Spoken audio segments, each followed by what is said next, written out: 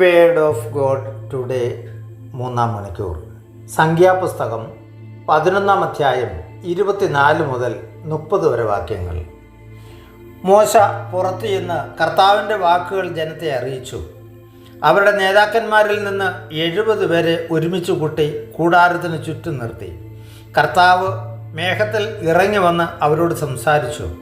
അവിടുന്ന് മോശയുടെ മേലുണ്ടായിരുന്ന ചൈതന്യത്തിൽ ഒരു ഭാഗം 70 നേതാക്കന്മാരുടെ മേൽ പകർന്നു. അപ്പോൾ അവർ പ്രവചിച്ചു. പിന്നീട് അവർ പ്രവചിച്ചില്ല. എൽദാദ്, മൊദാദ് എന്നീ 2 പേർ പാളയത്തിനുള്ളിൽ തന്നെ കഴിഞ്ഞു. അവർക്കും ചൈതന്യം ലഭിച്ചു. അവർ പട്ടികയിൽ ഉൾപ്പെട്ടിരുന്നുവെങ്കിലും കൂടാരത്തിൻ്റെ സമീപത്തേക്ക് പോയിരുന്നില്ല. അവർ പാളയത്തിനുള്ളിൽ വെച്ച് തന്നെ പ്രവചിച്ചു. എൽദാദും മൊദാദും പാളയത്തിൽ വെച്ച് പ്രവചിക്കുന്നുവെന്ന് ഒരു യുവാവ് ഓടിച്ചെന്ന് മോശയോട് പറഞ്ഞു. ഇത് കേട്ട് നൂനിൻ്റെ മകനും മോശയുടെ തിരഞ്ഞെടുക്കപ്പെട്ട ശുശ്രൂഷകരിൽ ഒരുവനുമായ ജോഷുവ പറഞ്ഞു, പ്രഭോ, അവരെ വിലക്കുക. മോശ ജോഷുവയോട് പറഞ്ഞു, എന്നെ പ്രതി നീ അസൂയപ്പെടുന്നുവോ? കർത്താവിൻ്റെ ജനം മുഴുവൻ പ്രവാചകന്മാരാവുകയും അവിടുന്ന് തൻ്റെ ആത്മാവിനെ അവർക്ക് നൽകുകയും ചെയ്തിരുന്നുവെങ്കിൽ എന്ന് ഞാൻ ആശിക്കുന്നു. മോശയും ഇസ്രായേൽ നേതാക്കന്മാരും പാളയത്തിലേക്ക് മടങ്ങി.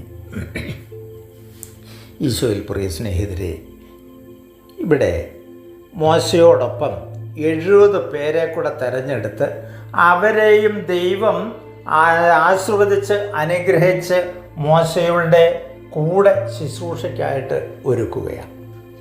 അങ്ങനെ ഇരിക്കുന്ന വേദിയിലാണ് എൽദാദും മൊദാദ് എന്ന 2 യുവാക്കന്മാർ ആ കൂട്ടത്തിൽ പോകാതിരിക്കുകയും പാളയത്തിൽ തന്നെ അവരിയ്ക്കുകയും ചെയ്തു. എന്നാൽ വാഗ്ദത്തം ചെയ്ത ദൈവം വിശ്വസ്തനായതുകൊണ്ട് അവർക്കും പാളയത്തിൽ വെച്ച് ദൈവത്തിൻ്റെ കൃപ ലഭിച്ചു. അവരവിടെ പ്രവചിക്കുന്നത് കേട്ടുകൊണ്ട് ഒരു യുവാവ് ഓടിച്ചെന്ന് അവരെ വിലക്കുവാൻ ആവശ്യപ്പെടുന്ന രംഗമാണ് നാം കേട്ടത്. പ്രിയമുള്ളവരെ, നമ്മളുടെ ഇടയിലും ഇതുപോലുള്ള പ്രതിസന്ധികൾ ഉണ്ടാകാറുണ്ട്. ആരെങ്കിലുമൊക്കെ ശ്രേഷ്ഠമായ ശുശ്രൂഷയിലേക്ക് കടന്നു പോകുമ്പം അവരെ കുറ്റപ്പെടുത്തുന്ന ഒരു മനോഭാവം നമ്മളിൽ ഒക്കെ ഉണ്ട്. ഇത് നമുക്കറിയാം. സംഖ്യാപുസ്തകം അവിടെ മുതൽ ആദ്യകാലം മുതൽ തുടങ്ങിയതാണ്. ഇവിടെ തുടങ്ങുന്നതാണ്.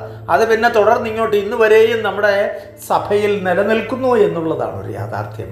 നമ്മുടെ പുരോഹിതന്മാരിൽ ഒരുവൾ ഇച്ചൂടെ മെച്ചപ്പെട്ടു പോയാൽ അവരെ കുറ്റപ്പെടുത്താനും, അതുപോലെ തന്നെ അൽമായരിൽ ആരെങ്കിലും വചന ശുശ്രൂഷകരോ പ്രവചിക്കുന്നവരോ ദർശനമുള്ളവരോ രോഗശാന്തി വരെ ഉള്ളവരോ ഒക്കെ ഉയർന്നു വരുമ്പം അവരെയൊക്കെ നിയന്ത്രിക്കണമെന്നും അവരെയൊക്കെ കൂച്ചിക്കെട്ടണമെന്നും ആഗ്രഹിക്കുന്ന ജനം.